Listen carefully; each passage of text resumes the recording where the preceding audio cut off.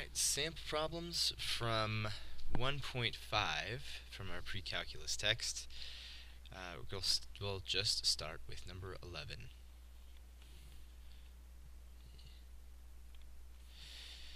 Okay. Number 11 gives us two functions. F of x is equal to 1 over x, and g of x is equal to 1 over x squared. Alright, these are just what I'd call arithmetic combinations, adding, subtracting, multiplying, dividing them together. Okay, so the first thing they ask us to do for part A would be f of x plus g of x, right? F plus g of x. That's just f of x plus g of x. Okay, of course I can't combine them the way they look now. I want them to be a single fraction. So I need to get a common denominator, and that common denominator pretty clearly is x squared. So x times 1 is x over x times x is x squared plus 1 over x squared equals x plus 1 over x squared. There you go. Part B. Part B wants the subtraction. So it wants f minus g of x. F of x minus g of x. Again, common denominator. So this is going to become x over x squared, just like it did up here. Minus 1 over x squared. That would be x minus 1 over x squared instead of x plus 1. C is going to be f times g of x. 1 over x times 1 over x squared. Just going to multiply these together. 1 over x to the third. Part D. F over g of x. 1 over x over 1 over x squared. Okay, we don't want to divide by a fraction, so we'll multiply by the reciprocal. We get to cancel one of those, get to cancel all of that. This is x over 1. Let's just call it x. Okay. The last little part is what is the domain of f over g? Well, f over g of x, so we got this new function, f over g of x. It's a funny name for a function, f over g, but that's what we'll call it, of x equals x. So this is a simple function, x. It's just that simple quote-unquote 45-degree angle line. This is the x and y axis, and there's the line. What's the domain and range? Just domain. What's the domain of this function? What can you put in for x?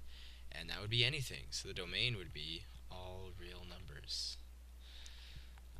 Pretty straightforward. That for other problems, I'm going to go to not do another one of these exactly, but for other problems, you just have to watch out. You know, is there a fraction involved? Is there a square root? You know, all these things. So just watch out for that kind of stuff, and you might have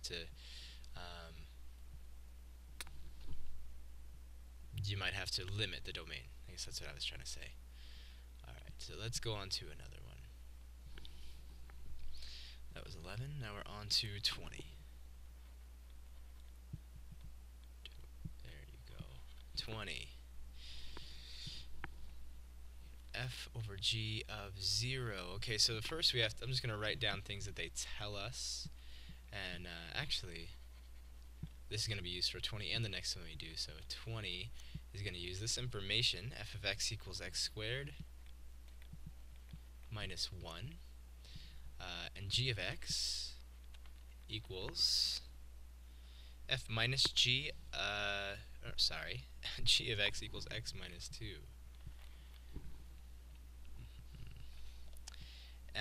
They want us to find what they're asking for, and if possible, use a graphing utility. That one, I'm going to leave the graphing utility stuff to you. Okay, so 20, what does it want? F over g of 0. Okay, we're getting pretty good at this by now, but let's remember, this is just saying take 0 as your input as x, right? Take this and put it into this function, but first we have to find this function. But let's put 0 into it as we're doing it, right? So f, here's f. F is x squared minus 1, but remember 0 is going in for x. So 0 squared minus 1 over g, right? We're going to take 0 and put it in for g. So 0 minus 2, that's a negative 1 over a negative 2. That would be a positive 1/2. Okay? If you were going to graph this and verify it, then I would go in to my calculator, y equals, I can't just put in numbers, I've got to have variables, so equals x squared minus 1 with parentheses over x minus 1, graph it, see what happens. Put in 0 into your graph, or you can go to the table, go to this table right here, put in 0, and see if 0.5 should come out, right? So verify on the graphic utility if you want to. 21 we're going to try. F minus g of 2t, okay? F minus g of 2t. Hopefully it wasn't too difficult to take a 0 and put it into the function. A little trickier is to take something that has a variable in it and put it into the function. So let's see if we can manage it. So f minus g. So first comes f, and remember, instead of writing x, we're going to go ahead and right away substitute in the thing they want us to substitute. So it's x squared minus 1, except for instead of x, I'm going to put a 2t. So 2t squared minus 1 minus, because of this, right, minus g. And in these parentheses, I'm going to put g. It's x minus 2, but remember, we're replacing it with 2t. So 2t minus 2. Let's do some calculating.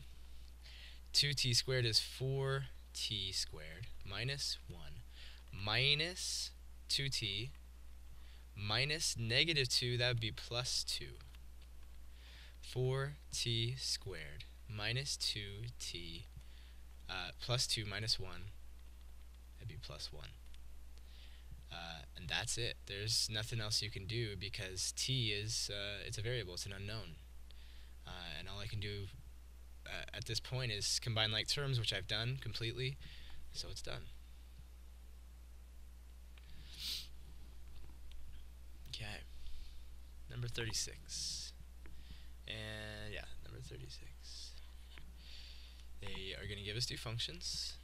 F of x equals the third root of x minus 1, and g of x is equal to x cubed plus 1. Okay.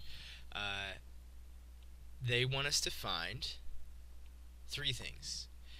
F of g, this should be like a tiny circle right here. I should do a better job of that. Part B is going to be the other way around, and it is going to be different most of the time if we do g of f as opposed to f of g. And part C is to find, if possible, f of g of 0. Okay, so remember, here's an alternative notation for composition, which I like. It just makes more sense to me. F of g would mean f composed with g would be f of g of x. Take g of x, put it into the function f in place of g, and that's it. I mean, that's a composition. Same thing here, same thing here. This is going to be f of g of, we're going to put 0 in there for g, in there for the x in g. See what happens. So first, let's do a. F of g, f of g. So that means, remember with the previous example, like with 0 here and with 2t, those things just went in place of x. So is g of x. G of x is going to go in place of x in this function. So we're going to start writing this function, the square or the cubed root of, but I have an x. If it helps, you could just think of parentheses being around the x, Okay. Think of parentheses around the x. Take out the x from the parentheses, and in its place, put g of x. Okay. I really emphasize it because, especially when you're replacing x with something that has x in it, it can be weird. Okay. So there's our parentheses. I'm just going to draw them again in red so you see them. So this is going to go in place of x in these parentheses, x cubed. I'm drawing them in red because they're kind of, let's say these are your mental guides. If your mind were drawing on the page, it might do that. So we've put g of x in for x, and we're subtracting 1. Okay. Now, let's keep going. Cubed root of, well, this is x cubed plus 1, minus 1. So plus 1 and minus 1 cancel each other out. This is x cubed. I'm going to erase this just to save a little space. And the cubed root of x cubed, we know that's x. All right, part B. G of f of x. Take f of x and put it into g this time. Okay, let's throw some parentheses around this x. Right. So I'm going to start writing g, because g is on the outside. G is this quote-unquote outside function, and f is inside. Okay, so I'll start writing g, but right away I see that I have an x that I'm supposed to take out and replace with f. Okay, here's f. I'm going to take it and put it in here. Third root of x minus 1, right? That is, instead of writing x, I've written the whole function f. Okay, now what happens after the second red parentheses there? 3 to the third power plus 1. Okay, now let's keep going. So we're going to cube a cubed root. Cube and a cubed root are going to cancel each other out, so x minus 1 is left. Plus 1. X minus 1 plus 1 cancel each other out, x is left. This is a kind of a, well, it is special. It's a special outcome when you compose f with g and g with f, and you get the same thing. That's kind of uncommon, right? That's not going to happen with two random functions that you pick very often.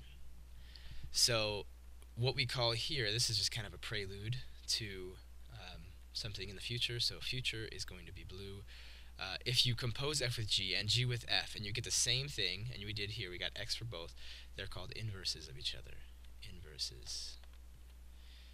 I-N-V-E-R-S-E-S. They're inverses of each other. Okay? Just a prelude to something to come. F of g of 0. Okay. Well, we already did f of g, didn't we? F composed with g, f of g of x. That's what we're looking for. If I put an x in there, we would have already done this. So why don't we just use the result and put in 0 into that function? Okay, so let's remind ourselves that f of g of x is x. So f of g of 0, put 0 in for x.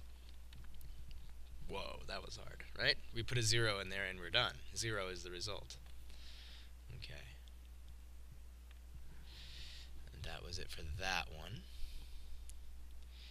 Let's do...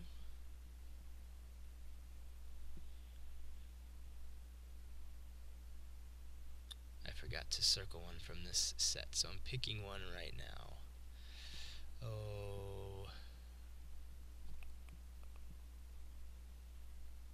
Let's go with 47. 47 gives us two functions, f and g. F is x plus 2. G is 1 over x squared minus 4. Okay. And they want, what do they want? They want three things. They want the domain of f, the domain of g, and the domain of f of g. Okay, A is the domain. We're going to use a made-up notation. Let's say the domain of f. I made up this notation with this little f. What's the domain? What can I put in here? Everything. What can I not put in here? Nothing. everything can go into this function. Can you add 2 to any number you could possibly imagine in your whole life? Yes. So, that's all real numbers. B. The domain of this thing here. Okay, whoa, just calm down. This guy is a fraction, and it has a variable in the denominator. So that should send off a red flag. So let's think about it. What can I not have here? A 0. If x squared minus 4 equals 0, that's bad. Okay, so let's find out the bad value of x that gives a 0. Okay, let's solve this. X squared equals 4x equals plus or minus 2. If x is positive 2 or negative 2, we're in bad shape. So the domain of G would be x does not equal positive or negative 2. And that conveys everything we need to know about the domain.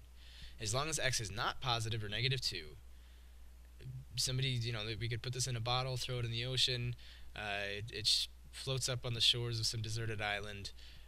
Tom Hanks is living there, and even Wilson would be able to understand that the domain of G is everything except for plus or minus 2. As long as it's not plus or minus 2, you can put it into this function. Okay, now let's look at part C, and that's the domain of f of G, f composed with G. Well, first we have to find f composed with G, so let's find f composed with G. Remember, what we're going to do is, let's remind ourselves, f of G of x. So we're going to put G of x in for x. So instead of writing x, I'm going to write this. So here's x, and instead of that I'm going to write 1 over, I guess I should really do the work for this and write because what I'm supposed to write here is the domain of f of G. So let's leave that for that. Let's come down here and do this work. 1 over x squared minus 4, okay? That is replacing x right now. So x has been replaced by 1 over x squared minus 4, and we continue with plus 2. Okay. We could add these together and make a fraction, but really, we don't need to. If you take a moment and think about it, we're going to wind up with a fraction whose denominator is just this, right? This doesn't have a denominator. Well, it has a denominator of 1. So it's just going to wind up having the same denominator, and the denominator is the only thing causing the problem, the only thing limiting the domain. So in this case, we could take a look here. There's no problems with 2. 2 can be 2 no matter what. But we had the same problem here as we had with G, so it turns out this has the same domain. As long as x is not positive or negative 2, we're in good shape. Okay? And I'm going to do one more, which actually has several parts. 62. I'm going to see if I can draw these graphs right quick. 1, 2, 3, 4.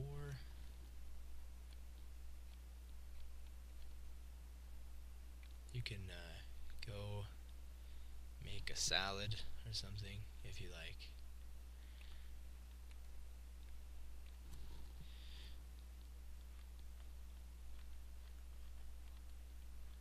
Or you could fast forward even. I may never be heard because everyone fast forwarded through all this. Okay. So these points should be right on, right? This should be 1, 3, 0, 4, 2, 2, 3, 1, and 4, 0. And likewise, this should be 1, 2. Yeah, that looks right. 1, 2, and 3, 2. Okay. Excellent. 62 uses these two graphs. This guy's f, this is G, and part A, what they want us to find is f minus G of 1. F minus G of 1. Let's write that in a little bit friendlier looking fashion. F of 1 minus G of 1. It's the same deal. What's f of 1? Let's go over here to f. F of 1 is 2 what's g of 1? G of 1 is supposed to be 3, negative 1. Voila. F times g of 4.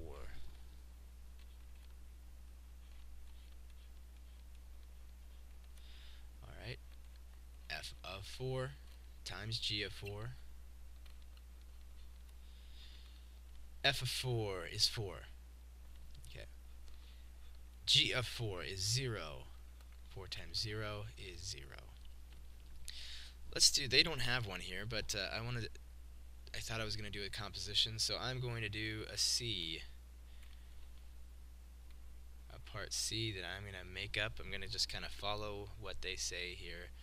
Let's try F of G of 2. We don't have a lot of options here. We got 4 choices. Okay, that means F of G of 2. So let's figure this out. So first we have to find out G of 2. Come over here. G of 2 is 2. Okay, that would be F. G of 2 is 2, we just found out. So now what's F of 2? Now we come over here, and F of 2 is 0. Okay, so if I do all the steps and I plug in the numbers, it's pretty straightforward. Let's just do it if we were looking at the graph. So we're F of G of 2. Actually, let's do a part D. Let's do one where we just look at the graph and we'll just do F of G of 3. Okay, F of G of 3, and maybe we'll go this far. F of G of 3. So I know I'm going to find G of 3, put that into F. So G of 3 is 1. Okay, 1. So now I come over here to F and go to 1. F of 1 is 2. Okay, so now we did it where we just plugged numbers in. We did it where we just we went from G and we found that Y value. We took that Y value to be the X value for F and then found the Y value there. Okay, so that's what I wanted you to see. And now I'm done, and I hope that was helpful.